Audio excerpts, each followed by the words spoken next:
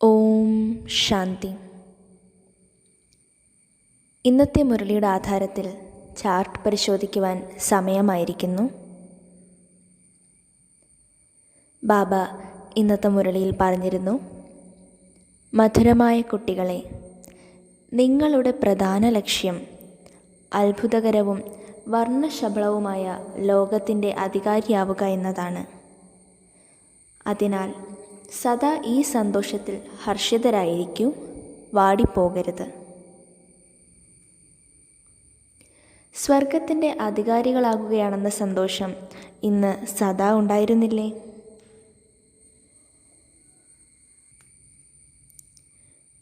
ബാബ പറഞ്ഞിരുന്നു, ജ്ഞാനരത്നങ്ങളുടെ സാഗരനിൽ നിന്നും ലഭിക്കുന്ന അവിനാശിയായ ജ്ഞാനരത്നങ്ങൾക്ക് മൂല്യം നൽകണം. വിചാരസാഗര മഥനം ചെയ്ത് ജ്ഞാനരത്നങ്ങൾ സ്വയത്തിൽ ധാരണ ചെയ്യണം. മുഖത്തിൽ നിന്നും സദാ രത്നങ്ങൾ വരണം. ഇന്ന് തൻ്റെ മുഖത്ത് നിന്നും ജ്ഞാനരത്നങ്ങൾ മാത്രമല്ലേ വന്നുള്ളൂ എന്ന് പരിശോധിക്കൂ. ബാബ പറഞ്ഞിരുന്നു, ഓർമ്മയുടെ യാത്രയിലിരുന്ന് വാക്കുകളിൽ മൂർച്ച വരുത്തണം. ഓർമ്മയിലൂടെയാണ് ആത്മാവ് സ്വർണമായി മാറുന്നത്. അതിനാൽ ഓർമ്മിക്കുന്നതിനുള്ള വിവേകമുണ്ടാകണം.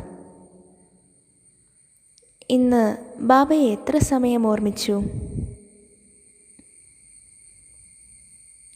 ബാബ ഇന്നത്തെ വരദാനത്തിൽ പറഞ്ഞിരുന്നു, പഴയ ദേഹത്തെയും ലോകത്തെയും മറക്കുന്ന ബാബ് ദാദയുടെ ഹൃദയ സിംഹാസനധാരിയായി ഭവിക്കട്ടെ. സംഗമയുഗി ശ്രേഷ്ഠ ആത്മാക്കളുടെ സ്ഥാനം തന്നെ ബാബ് ദാദയുടെ ഹൃദയ സിംഹാസനമാണ്. ഇങ്ങനെയൊരു സിംഹാസനം മുഴുവൻ കൽപ്പത്തിലും മറ്റൊരിക്കലും കിട്ടില്ല. വിശ്വരാജ്യം അല്ലെങ്കിൽ ഒരു സംസ്ഥാനത്തിൻ്റെ സിംഹാസനം കിട്ടിക്കൊണ്ടിരിക്കും, പക്ഷേ ഈ സിംഹാസനം കിട്ടില്ല. ഇത് അത്രയും വിശാലമായ സിംഹാസനമാണ്. അതിൽ നടക്കാം, കഴിക്കാം, ചുറ്റിക്കറങ്ങാം, ഉറങ്ങാം. പക്ഷേ സദാ ഹൃദയ സിംഹാസനത്തിൽ ഇരിക്കാനും സാധിക്കും.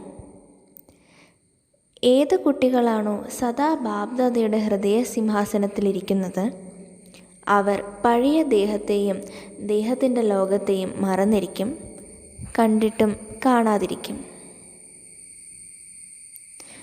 ഇങ്ങനെ പഴയ ദേഹത്തെയും ലോകത്തെയും മറക്കുന്ന ബാബ്ദാദയുടെ ഹൃദയ സിംഹാസനധാരിയാണ് ഞാൻ എന്ന സ്മൃതിയിൽ ഇന്ന് എത്ര സമയമിരുന്നു?